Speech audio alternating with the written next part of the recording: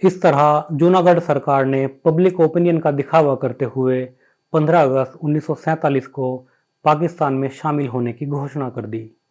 नवाब का यह निर्णय आधिकारिक रूप से भारत सरकार को नहीं भेजा गया, बल्कि 17 अगस्त के अखबारों से भारत सरकार को नवाब के निर्णय की जानकारी मिली।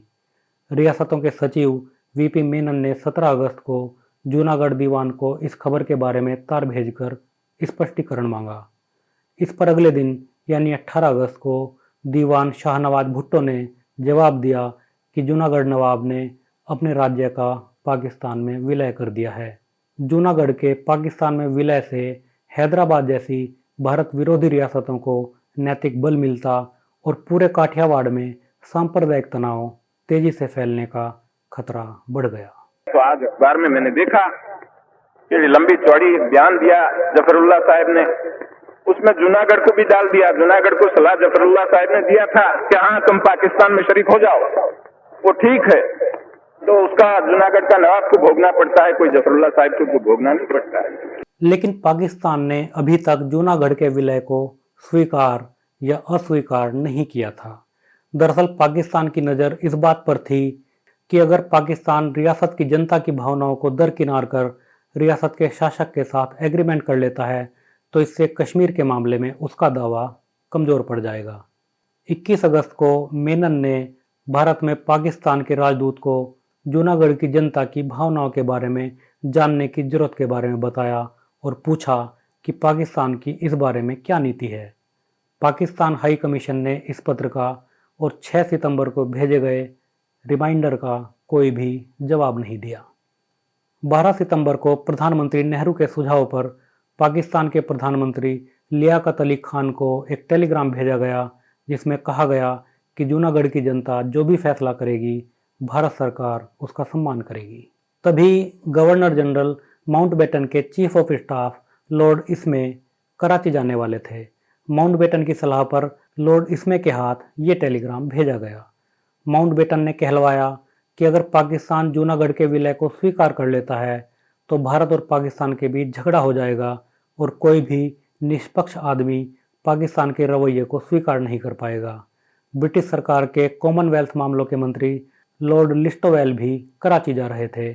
उन्हें भी पाकिस्तान के लिए यही संदेश दिया गया। पाकिस्तान की सरकार ने कहा कि लॉर्ड इस्मे के हाथों जो टेलीग्राम मिला है उसमें कोई पत्रांक संख्या या सर्टिफिकेशन नहीं है और ना ही इस पर नेहरू जी के हस्ताक्षर हैं। अगले दिन 13 सितंबर 1947 को पाकिस्तान सरकार ने एक टेलीग्राम भेजकर भारत सरकार को आधिकारिक रूप से अवगत कराया कि पाकिस्तान ने जूनागढ़ के पाकिस्तान में विलय को स्वीकार कर लिया है। जब जूनागढ़ का आखिरी नवाब और दीवान पाकिस्तान भागे तो भारतीय अधिकारियों के हाथ कई दस्तावेज लगे जिनसे साफ था कि पाकिस्तान बनने से बहुत पहले ही जूनागढ़ के नवाब की मुस्लिम लीग नेताओं से गुप्त बातचीत हो चुकी थी। एक पत्र में शाहनवाज भुट्टो ने जिन्ना के 16 जुलाई के पत्र का हवाला दिया था, जिसमें जिन्ना ने नवाब को लिखा कि किसी भी तरह इस मामले को 15 अगस्त तक टालते रहो। दीवान ने जिन्ना को लिखा कि हालांकि जूनागढ़ में मुसलमान सिर्फ 20% ही हैं और हिंदुओं के लिए ये जगह सोमनाथ मंदिर और कृष्ण की देह त्याग भूमि के रूप में पूज्य है, फिर भी काठियावाड़ में 7 लाख मुसलमानों और इस्लाम की रक्षा के लिए ज़रूरी है कि जूनागढ़ को हिंदुओं के हाथों में जाने से बचाया जाए। इसी तरह 24 अगस्त को नवाब ने जिन्ना को लिखा कि तमाम आलोचनाओं के बावजूद मैंने जूनागढ़ को पाकिस्तान के हवाले कर दिया है और अब मैं पाकिस्तान के साथ स्टैंड स्टिल एग्रीमेंट करने के लिए अपने राजस्व मंत्री को भेज रहा हूं। जूनागढ़ के पाकिस्तान में विलय के नवाब के फैसले की पूरे काठियावाड़ क्षेत्र में ही नहीं, बॉम्बे प्रेसिडेंसी में और दिल्ली में भी बहुत तीखी प्रतिक्रिया हुई। नवानगर, भावनगर, मोरवी, गोंडल, पोरबंदर और वांकानेर के रजवाड़ों सहित काठियावाड़ की सभी रियासतों ने एक स्वर में जूनागढ़ के फैसले की भर्त्सना की। जब रजवाड़ों ने जूनागढ़ के नवाब को अपने फैसले पर पुनर्विचार करने के लिए पत्र लिखा तो नवाब ने जवाब में कहा कि ब्रिटिश संसद के इंडिया इंडिपेंडेंस एक्ट में कहीं भी ये नहीं लिखा है कि रियासत के डोमिनियन में विलय से पहले अपनी रियाया की राय लेना जरूरी है।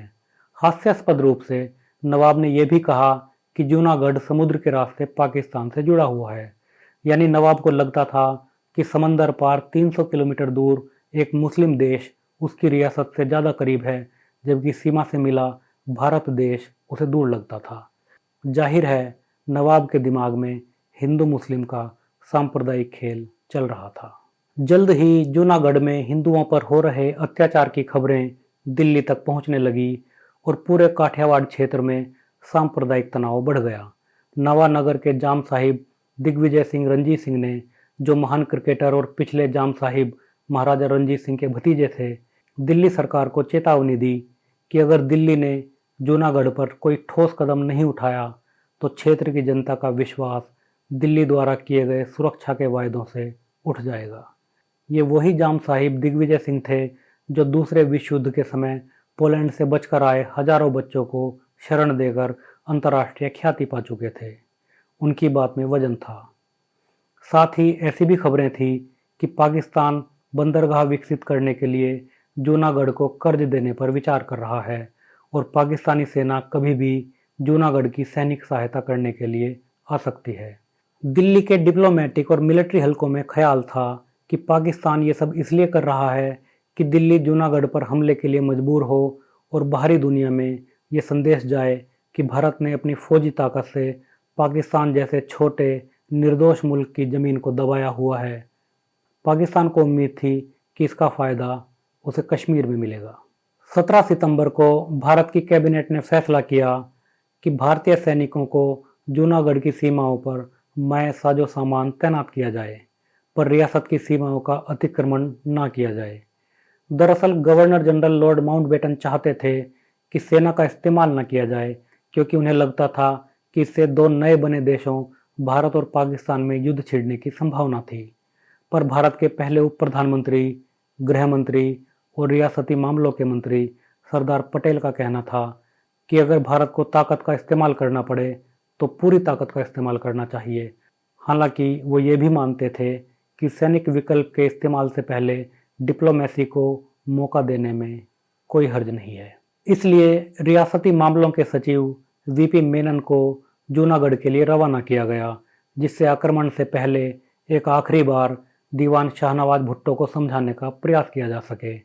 अगले रोज 18 सितंबर को जाम साहिब और एक आईसीएस अधिकारी एनएम बुच के साथ वीपी मेनन हवाई जहाज से राजकोट पहुंचे और नवाब को अपने आने की सूचना भेजी।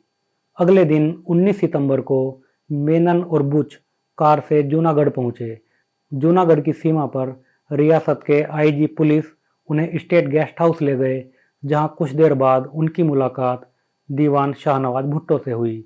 भुट्टो ने कहा कि नवाब साहब तो 10 दिन से बीमार हैं और किसी से भी मिलने की हालत में नहीं हैं। मेनन के बार बार इसरार करने पर भी भुट्टो ने उन्हें नवाब से मिलने देने से इनकार कर दिया। जब मेनन ने नवाब के बड़े बेटे, जो युवराज थे, उनसे मिलने की इच्छा जताई तो भुट्टो ने कहा कि वली अहद तो क्रिकेट के एक मैच में बहुत ही बिजी हैं। फिर मेनन ने भुट्टो को जूनागढ़ के भूगोल और उसकी अर्थव्यवस्था की भारत पर निर्भरता के बारे में समझाया। दूसरी तरफ भुट्टो ने मेनन से कहा कि रियासत के संवैधानिक सलाहकार नबी बख्श, पाकिस्तान के पहले विदेश मंत्री चौधरी जफरुल्ला खान और रियासत की मंत्री परिषद ने जूनागढ़ के पाकिस्तान में विलय की सिफारिश की थी। भुट्टो ने यह भी कहा कि नेहरू सहित कांग्रेस पर कम्युनिस्टों का प्रभाव है और अगर जूनागढ़ भारत में रहा तो देर सबेर कम्युनिस्ट रियासत को उखाड़ फेंकेंगे। जब मेनन ने भुट्टो को जूनागढ़ में जनमत संग्रह कराने के लिए कहा तो भुट्टो ने कहा कि वो इसकी गारंटी नहीं दे सकते। आखिर में मेनन ने भुट्टो को साफ चेतावनी दी कि अगर काठियावाड़ की जनता ने कानून अपने हाथ में लेने की ठान ली तो नवाब का वंश समाप्त हो जाएगा। इतना कहकर मेनन राजकोट वापस आ गए और वहाँ कई ताल्लुकदारों और जागीरदारों से मुलाकात के बाद उसी दिन शाम 8 बजे एक प्रेस कॉन्फ्रेंस की। इस प्रेस कॉन्फ्रेंस में उन्होंने कहा कि जूनागढ़ के हिंदुओं को या किसी को भी घबराने की ज़रूरत नहीं है और काठियावाड़ की जो रियासतें भारत में विलय कर रही हैं उनकी जनता के अधिकारों की रक्षा करने के लिए भारत सरकार कृत संकल्प है। जूनागढ़ के मामले में एक और भी एंगल था। यह था मानावदर के खान और मंगरोल के शेख का रुख। इन दोनों जागीरों की सीमा जूनागढ़ से लगी हुई थी।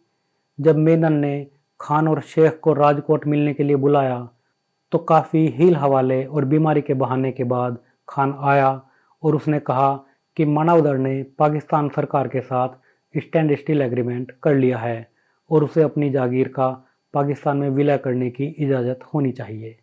मेनन ने जवाब दिया कि भारत की सीमाओं में पाकिस्तानी पॉकेट्स को भारत की सरकार कभी भी बर्दाश्त नहीं करेगी। मेनन ने खान को कहा कि कल सुबह फिर से आकर मिले और सोच समझकर अपना आखिरी फैसला बता दे। इस मुलाकात के बाद खान फिर कभी आया ही नहीं। मंगरोल का मामला और भी पेचीदा था।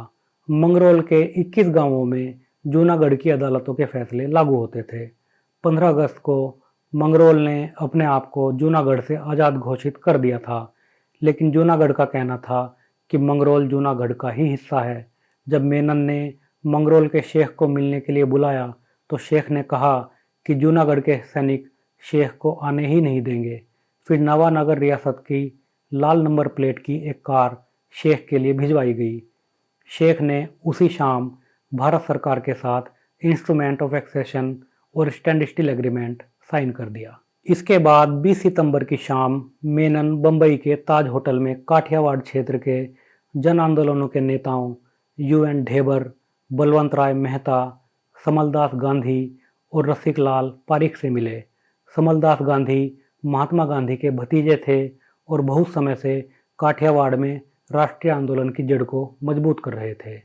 इन नेताओं ने बताया कि जूनागढ़ के पाकिस्तान में विलय की खबरों से काठियावाड़ की जनता में बहुत ज़्यादा गम गुस्सा पाया जाता है और वो कभी भी जूनागढ़ की तरफ मार्च कर कानून को अपने हाथ में ले सकती है।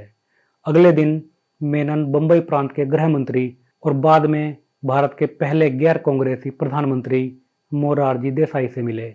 मोरारजी ने उन्हें बताया कि बंबई प्रांत की सरकार और जनता दोनों काठियावाड़ की स्थिति को लेकर बहुत ज़्यादा चिंतित हैं। 21 सितंबर को दिल्ली में मेनन ने अपने दौरे की रिपोर्ट भारत के गृह मंत्री सरदार वल्लभ भाई पटेल को दी। सरदार पटेल उप प्रधानमंत्री भी थे, गृह मंत्री भी और रियासत के मामलों के मंत्री भी। उनकी साफ गोई और दृढ़ता के उनके राजनीतिक दुश्मन भी कायल थे। सरदार पटेल ने कहा कि किसी को भी भारत में पैरेलल गवर्नमेंट बनाने की इजाज़त नहीं दी जा सकती क्योंकि इससे भविष्य में दिक्कत आ सकती है। इधर मंगरोल के शेख ने भी जूनागढ़ के दबाव में भारत में विलय पर हस्ताक्षर के बावजूद भारत में मिलने से इनकार कर दिया था, पर चूंकि उसके एक्सेशन लेटर पर गवर्नर जनरल के साइन हो चुके थे तो इस बारे में अभी तुरंत कुछ और करने की जरूरत नहीं थी। उधर जूनागढ़ ने अति आत्मविश्वास में आकर अपने सैनिकों को बाबरियावाड़ में भेज दिया। जूनागढ़ ने दावा किया कि इस जागीर के सारे 51 गांव जूनागढ़ रियासत का हिस्सा हैं। बाबरियावाड़ ने उसी दिन भारत में विलय के दस्तावेज पर हस्ताक्षर कर दिए और भारत सरकार ने इस दस्तावेज को स्वीकार भी कर लिया। 22 सितंबर को माउंटबेटन, नेहरू, सरदार पटेल, लॉर्ड इसमे, मेनन और तीनों सेनाओं के अध्यक्षों के बीच एक बैठक हुई।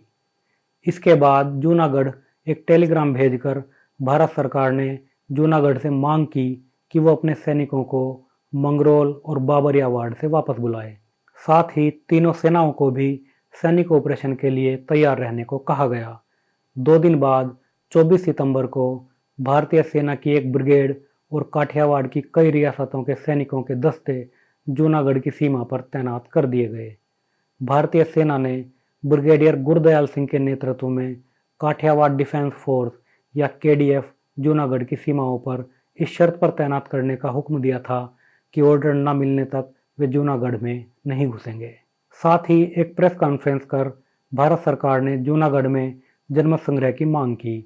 इसके जवाब में अगले दिन यानी 25 सितंबर को पाकिस्तान के प्रधानमंत्री लियाकत अली खान ने एक टेलीग्राम भेजकर कहा कि जूनागढ़ के नवाब को पाकिस्तान में विलय का पूरा अधिकार है और जनमत संग्रह नवाब और उसकी प्रजा के बीच का मामला है।